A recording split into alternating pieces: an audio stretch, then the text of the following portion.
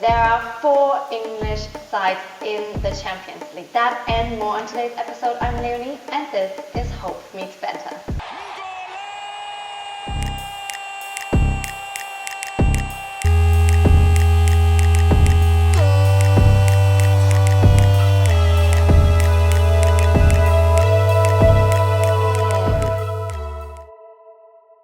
Alright, hello guys, welcome. Good to see such a full round. We've got Double H in the house with us. Our guest Callum, very good to have you on the show. And Drifty and Darren here on my right hand side. Nice to see you guys. I've missed you last week. We missed you too. So good to be back, and we've got lots to go through. Okay, so I'm going to start with a bit of a controversial topic. Darren Moore has been sacked, right? So there has been a lot of controversy about this letting go about the West Bromwich Albion coach. So they were sitting comfortably in the 4th place, right? They only had 10 more games to go, right? And they were actually championship promotion hopefuls, right? So I want to ask you, what was the thinking behind this decision? What do you think? I mean, we have to mention he is one of the few black managers that are working in the Football League. So what are your thoughts on that? Basically, my thing about this is because I think a lot of people, whenever you say these particular things, they always want to come and think of excuses and the biggest excuse or the reason is like, because West Brom have one of the best squads in the league, so therefore they felt that, someone better would have done a better job with a squad that's good than being in a playoff position. But thinking about it logically speaking, you are in the midst of the season.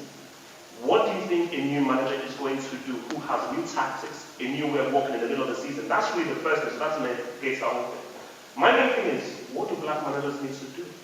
Mark Hughes has been given job after job after job, and he's been completely unsuccessful. So my whole thing is like, because this goes very deep, because this goes back to a documentary that I watched like ages ago where like they asked people that, why aren't black people managers? And they say, well, blacks do not really have the kind of organizational or mental skills needed to really be managers. So they can basically play, run fast and everything, but as far as thinking, technically, tactics and strategy now, I don't think blacks are really what they're about. This goes back to the whole thing of maybe there needs to be a ruling room. No, you need to interview blacks first, because obviously you're not even thinking about that to begin with. What Moore did at the end of the Premier League season was bloody amazing.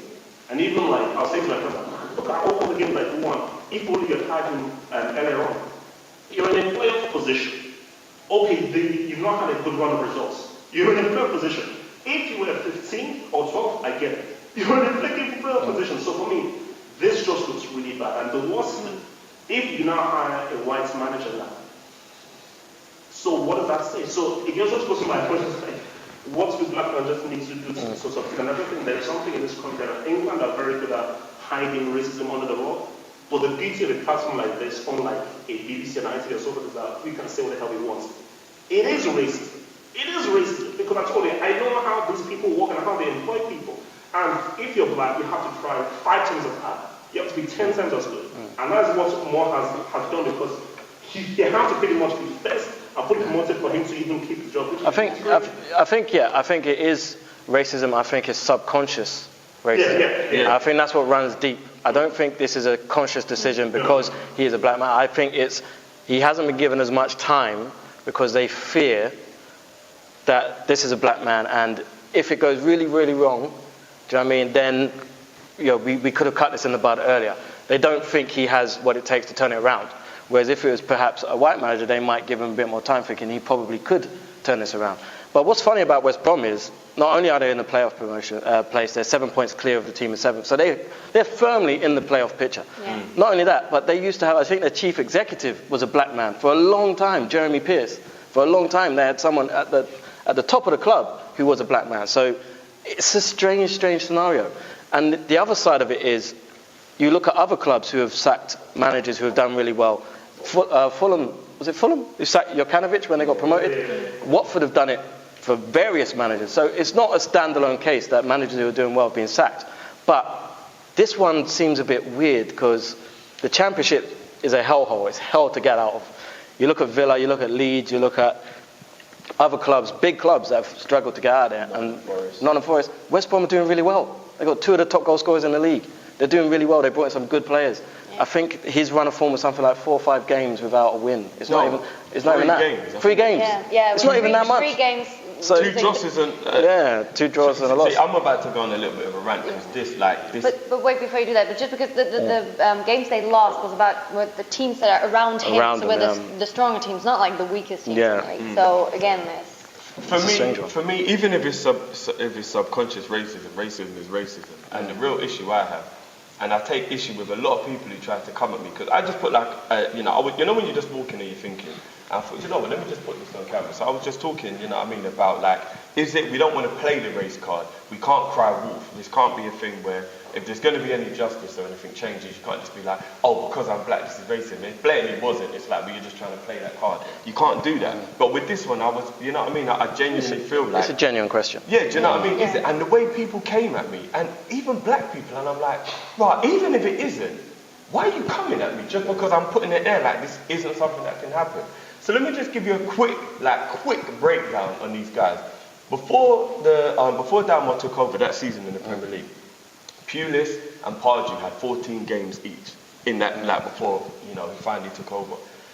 Pulis played 14 games, won 2, lost 6, drew 6, took 12 points from 14 games. They wanted him sacked from long time. The board were like, no, we'll keep him. Fair enough, he'd never been relegated, but I don't care. That form is dreadful. That's relegation. Then Pardew took over. He had 14 games. He won 1 game. 1 game in 14. Lost 5. Drew 8. Took 8 points from 14 games before he got sacked. Now, I feel like they gave it to Darren more because they knew they were going down. No. And they just felt like... They gave it to Darren more because they gave it to him as caretaker and then he did so well. No, that's what I mean. They had to give him the job. So they gave it to him as caretaker like, it's a car crash. We just have it to him. And then he did so well, they had to give it to him. Yeah, they were forced to. They didn't want to give him the job. I know they didn't want to give him the job. But this guy's record after he took over before they went down, he played 6 games, won 3, drew 1, lost 1. So he outdid both of them in 6 games. Yeah? His record overall as West Brom manager is played 48, won 23, drawn 13, only lost 12, including Premier League games. He sits 4th in the Championship. Yeah, 18 wins in the Championships, 10 draws, only lost 9. He's only lost 1 more game than Leeds, who are in the the promotion places. Why is he sack people? Yeah. Why is he sack? If you're telling me that this isn't something to do with subliminal, direct, whatever it is, racism, because we are trained to believe black people can't succeed. That thing you're talking about, Double H, about saying like, only white people can lead people and black people can't lead that. It's been trained enough for 400 years. Do you know what I mean? It goes way back. It sounds stupid, but it goes way back. You look at it as well. You look at the Sol Campbell. Look at the Sol Campbell thing, right? Sol Campbell was saying for years he wasn't being offered jobs and blah blah blah. I'm not saying that Lampard's not doing a good job because he is. Gerrard's doing a good job where he is. But these guys, their first job in management, big high-profile jobs. Sol Campbell is at Macclesfield or Mansfield in League 2. When he took them over, they were in the depths of hell. Basically, bottom of the table, had no chance. They've now got a fighting chance of staying up. He's done a really good job there. No one talks about that. But he had to go to the foot of the league to get a chance. You look at Paul Scholes. Walked in a job, 7 days later he's left. Do you know what I mean? Is anyone going to say anything about that? But if that was Paul Ince... Can you imagine? Do you know what I mean? Callum. No, I usually try and make a joke and be light-hearted, but I can't even find the words to even start with this. I've got a good friend who's a West Brom fan, and as soon as I heard the news, I messaged her and I was like, look, I've not really kept up with West Brom loads. What's going on? And she was just like, she can't explain it. She was devastated, because they love Darren. He's a club there. And you look at this and it doesn't make sense. It doesn't make sense in the slightest. Has he had a row with the board behind the scenes? Obviously, we'll probably never know. But if you're sacking based on him not winning in 3 games, then there's something fundamentally wrong with the makeup of the person who's running that club. Well, good luck for the next person that comes in, because if he's losing next 3 games, precisely, does he get the same treatment? That's the pressure. That's a very good point that you raised. For their back. For instance, let's just create a scenario. Let's say they hire a white manager, and he has a worse record than Darren Moore. What do you do then? If you don't sack him, my gosh, it's now clear as day. So you now put yourself in a very perverse situation where, okay, you've got to keep the standards. Because obviously you're West Brom, you have very high standards. You're obviously Real Madrid and Barcelona, you have very high standards. So if your white manager comes in, treat him the same as Darren Moore. You've not won in 5 games. you're sacked. If you keep them now, then they've set a precedent. They have to do that for everybody now. Yeah, So. I think the only half a silver lining that's come out of this is Darren Moore can leave the job with his head held high. Yeah, 100%. 100%. And you just have to hope that someone else comes in for Oh, it's a good that's run. amazing. He'll get another job. And just like, But will he? Yeah, he will. and just to, like, I know this doesn't really matter, but it matters. I know it matters to you lot as well. Like, this is a black thing, and black is black. But just even from a personal point of view, he's Jamaican. How many Jamaican people get chances like this? Do you know what I mean? Like, I know it is a black thing, but just like the small island, it's like, you know what I mean? It's like that hero status of like, do you know what I mean? This is the John Barnes thing again of like, no, he's from that, do you know what I mean? He's from where we're from. Like, even that, just everything, man. This hurts my heart, man. He should have been allowed to see out the season. Yeah, 10 games. 10 games. Literally. Even just from his Premiership form, he should have been allowed to see out the season. But Yeah. And I hope West Brom do not come up. yeah. I don't want to see that. No. I mean, it's like now when I just look at West Brom now, like I'm sort of like I now have a negative emotion towards it because what they did to Darren Moore, no, because I just personally felt that. Like, I was like as I was messaging my friends like that, this is way less. But that's really horrible because that goes against the players, the athletes, and the fans, right? Who are actually innocent bystanders in this. Well, all right. Well, thank you for your thoughts on that. I think it's very important to talk about that. And Shake that off.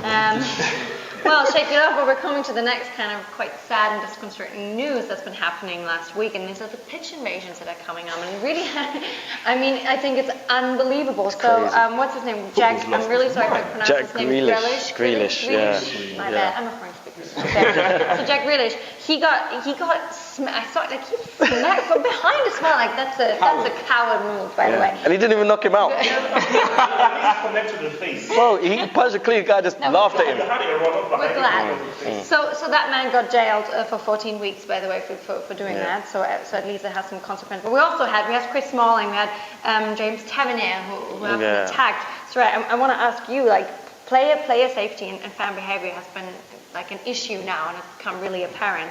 So do you think there needs to be some changes made in the stadium? Yeah. Do you think this is coming in this direction? At the end of the day, it's sports, right? And we're all Yeah. passionate. I saw Devil's Donuts, and I'm not gonna lie, I like the way you made it light-hearted because I was busting up while I was watching the video. I was like, this is cool because it's making us feel happy about a situation that's actually really fucked up. Like, genuinely, like, if he'd had a knife on him, Bro, or even story. if he just had like something sharp or heavy in his hand, he could have had like a brick. He could have done something. Yeah. Back in the day, yeah. But the thing is as well is I used to work as a steward at Charlton. I remember this was a long time ago, but I remember them telling us if someone tries to get on the pitch, don't be a hero, let them go. It's not our job as stewards. They have security team that will go once they're on the pitch, they'll go get them. Do you know what I mean? I think that has to change. It's too late. But the clubs are going to have to employ like security teams and forces. You can't. There's half of these stewards are like students, 16, 17-year-old. Me personally, if someone's running towards the pitch, off you go. I'm not getting in the way of that. I get paid £7 something. There's like 8-year-old ball boys. Imagine if this nutter hits one of them or something. Yeah. Do you know what I mean? It's a sport event. But you know what? We've all been angry at players. Do you know what I mean? There's times where I thought if I ever see Dele Alli on road, oh my day. But I'm a grown, sane man. I would never do that. Do you know what I mean? And do you know how much those tickets are to go football? And you want to go run on the pitch? It's a lifetime. £70 to go do that and get arrested. You're dumb. Do what I do. You just punch the sofa.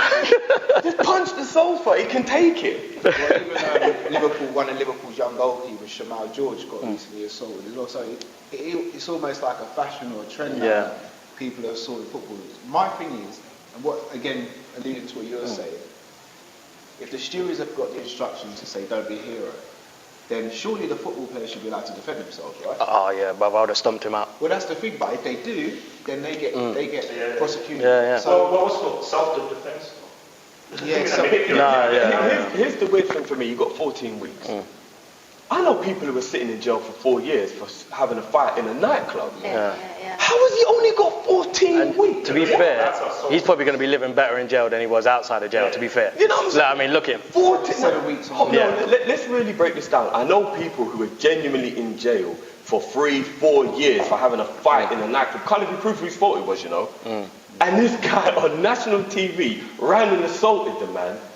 And what we're saying, because Grealish wasn't knocked out or seriously hurt 14 weeks, because if Grealish should have gone into a coma or something, maybe this guy would have got like manslaughter. But what, because he laughed at him, man, just give him 14 weeks. I also have a bit of a personal opinion. It's like, have we not talked about this before, that also the abuse got more and more, grew on online, right, on social media, and I think this is where it needs to actually already stop. I think this is where people need to, well, I'm not saying like being persecuted, but I think this is what needs to be a bit more watched, because this kind of grew into this, people actually running down the pitch. It's insane. But see, again, just to think about this, the key points to that whole thing, which someone raised, was when he actually punched Grealish.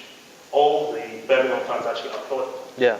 So you see, so by the Birmingham fans applauding the movement, it means that this whole thing of, man, it's a derby, we hate them, it's not going to be promoted anymore. So I think you've got to change basically it's about balance.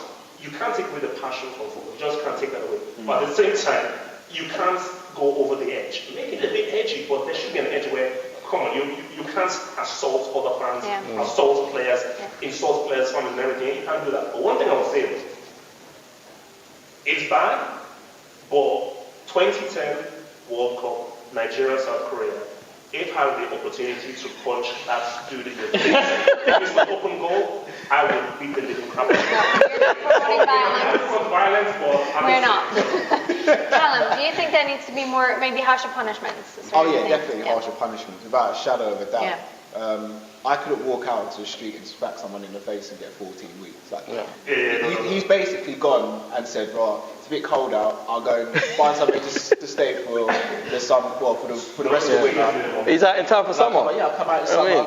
And he'll probably extra muscle. That's what I'm saying. Man will be in the gym, summer body ready. Doing selfies and that from the cell. It's got to be harsher punishment. I think there should be straight. First things first. As soon as you cross the line as a fan, tasing.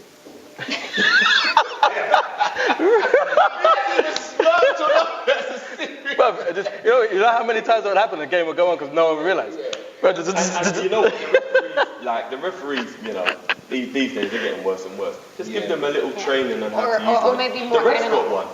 Straight up, the ref just comes over. Barriers, fencing, something that makes it tougher, because it's no one wants to shit themselves on national TV. But for sure, something needs to happen. So we're going to watch this issue more closely. Right, let's have a look at the Premier League. Right, a little bit more upbeat. Yes, because top four.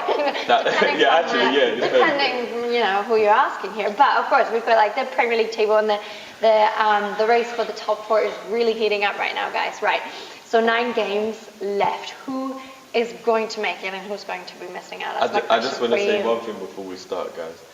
Me and Dev got looked at like we were some kind of weirdos when we said Arsenal will win this game. Like, we actually was getting sideways stares, like, what kind of dickheads are these? I said, if Arsenal played, Arsenal will win. And you know what? What's funny is, I believed it then, and then afterwards I saw the Rem result, I was like, shit. and then it went into a sort of lineup for the game. I was like, yeah, no, we're going to win this.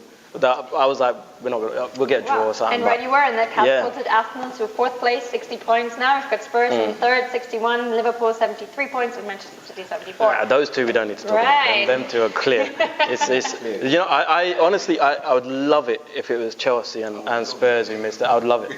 I would love it. I would love Chelsea and Spurs to miss out on the top 4. That would be great. Swap Chelsea and United. What happens to Zaha? It goes Real Madrid.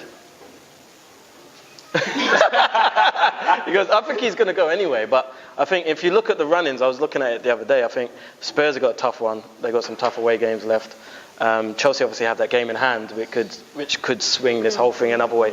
It's crazy how tight this is. It's like a few points between. Chelsea and Spurs' form is so bad. Yeah, but I mean Chelsea. The more I see Chelsea with Higuain, the more I think Chelsea will be okay.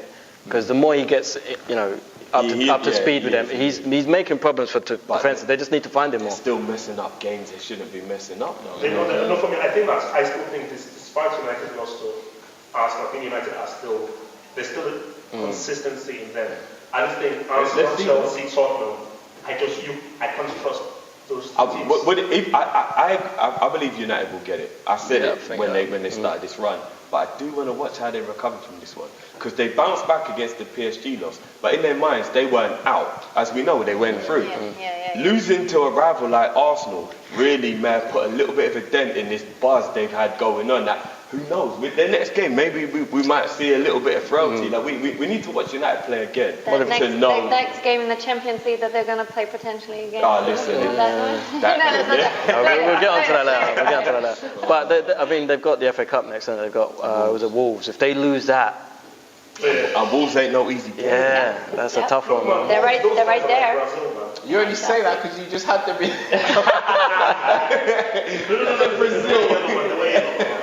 Listen, they're moving like their namesake. Like their namesake impacts fucking people up. Yeah. So For me, outside the top 6, Wolves are my favourite team to watch. oh yeah, by far. Play really good football. But you know, you could argue that pound for pound, they're probably like top 4. Pound for pound, based on their ability and how well they're doing for their ability, you can say that they're like top of 4. Based on their ability. Yeah. Do you know who is fun to watch? Watford can be fun to watch. And Leicester. Yeah, Delafeu is on fire. Yeah, That boy's he's on fire at the moment. Don't even get it. But they dropped me against Man City. Don't even get me started on that. Anyway, That let's was not talk. on- That's a don't even liberty. get Is started. what they did. That was a liberty. They dropped 7 man. They gave City Liberty. a free hit. What the fuck? No, I'm sorry, that was scandalous. That Yeah, was no one talked about it. Painful. Because City are getting away with everything. Strange. They're getting everything. Sterling's first goal. Come on. Well, You know Sterling's going to win Player of the Season now, innit? Fuck. No, he's in the conversation. We'll have another conversation about that. We'll have another conversation about that. Is Mane in the conversation? He has to be. He has He has to be. Look, and also, Me too. maybe. But it should go to Van Dijk. I But just want to say this now. Sadio is Nigerian. I checked.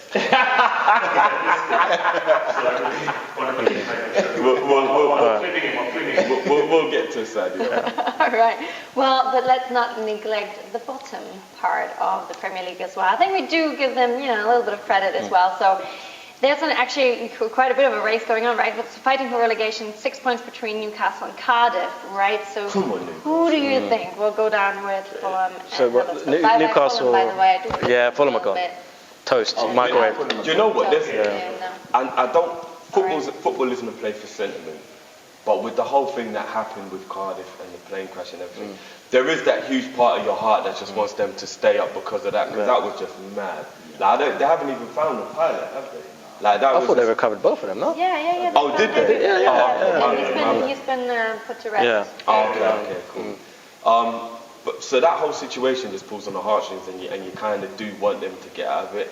But if you're being realistic and you take the emotion out, I think Cardiff probably will be the other team that go down, especially with Mbamba, Sol Bamba. Yeah, Sol Bamba being injured. He's done for the season. He was their rock. How are they going to survive without him? But you say that, but then they tore West Ham apart in the last game. They were all over West Ham. I think Nias up front gives them a whole nother weapon where they couldn't stretch the field before. Now he's playing out. He can't finish his dinner for shit. But he misses chances for fun. But he gives them a whole new, he stretches the game for them. He gives them a whole new outlet. So I've got a feeling Cardiff will be right there at the end. They might do it. Their home form is great. I think Brighton. I think Brighton are struggling. They have been on a bit of a Yeah, way. but then they beat Palace. So I think Brighton are going to be alright. I think Cardiff are going to be the other team. Maybe I'm a bit biased with Rafa, but he just knows how to grind out. I think Newcastle are okay. Mike Castle's extremely lucky. Yeah. Oh yeah. Yeah. Extremely I lucky. wouldn't feel bad for Newcastle since they beat Manchester City. And I know you can't just praise on one game when they're like the top dog. But they've got Rondon and Perez, and them two are on fire. And their defence, he sorted out the defence. The new guy they bought, Almiron. He looks good. But then you got as well Palace. Palace are down there. They're They struggling. got too much firepower. Yeah, I mean, Yeah. I think with Batshuayi and Thingy and Zaha, we always see you're looking at, I think they'll be fine. I mean, really, Fulham are done. Huddersfield, Fulham are done. Cardiff, basically between Cardiff and, I think Southampton will be fine. But there's 6 points. There's 6 points separating Newcastle in 13th to Cardiff. Yeah. That's a lot of teams. Burnley. Yeah, I think it could be fine. I just think Southampton. I just think they'll be able to navigate their way through. With what Hasselhoff was doing with Southampton was amazing. Yeah. So, Arhas. Give me his true name. No way Palace will get pulled into that. That front three is like. But you never know. You'd be surprised. Newcastle went down. People said Newcastle were too good to go down and went down. You'll never. It has happened. It has happened. Yeah, West Ham. Well, for sure, it's tied, so there might be a reshuffle that could be quite surprising, so we'll see about that. Right, let's have a look at the Champions League because it's starting to look a lot like the English Premier League, right? We've got 4 teams in the quarterfinals. We've got Spurs, Manchester United, Liverpool, Manchester City. What? It's going to be crazy. So, is this an indication of how good the Premier League actually is? That, you know, England and the Premier League teams are dominating? Yes and no. Okay. So the reason I say yes, I think we have the most competitive league, which is why we're able to compete better with some of the bigger teams because we're used to having that competition week in, week out. However, you look at the likes of Real Madrid and Bayern Munich, they're all actually going through a rebuilding cycle, whereas the English teams have kind of been through that now. So it's going to be interesting to see how Bayern and Real Madrid and some of these other teams bounce back, but some of the teams left in it, well, Juventus and Barcelona, they are strong. Yeah. So you can't say that just yet, but you know. It's you know, I agree with you on the rebuilding thing because that's also what Arsenal are going through, another European giant. So it makes sense. It makes sense. Real Madrid, Bayern Munich, Arsenal, Inter Milan, AC Milan, we're all going through this whole thing. So it makes sense. So basically, apart from that Arsenal crap, cycles.